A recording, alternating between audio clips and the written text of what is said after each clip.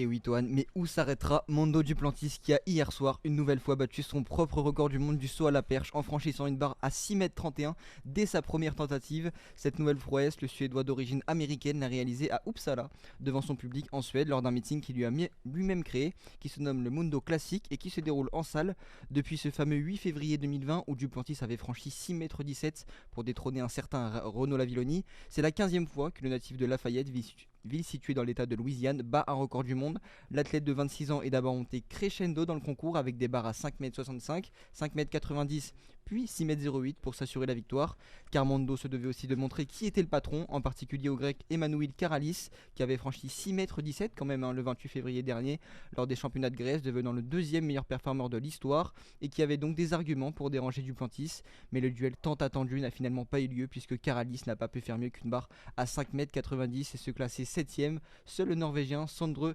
Guttormsen a réussi à franchir 6 mètres tout pile et prendre la deuxième place du concours. Hier soir à domicile, Duplantis était donc une nouvelle fois seul au monde, dans sa maison, comme il l'a rappelé à l'issue de son exploit.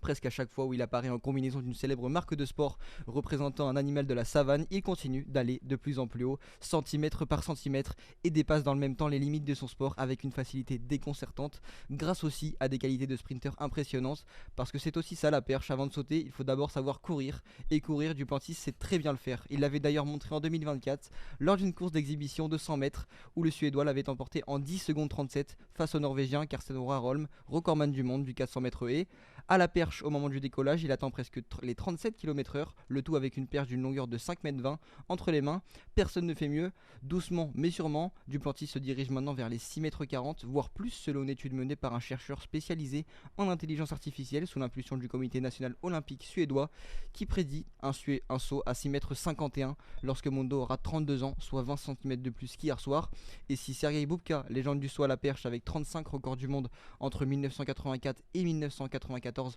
a révolutionné la discipline, Duplantis l'a propulsé dans une autre dimension et a montré que viser la lune, ça ne lui fait pas peur.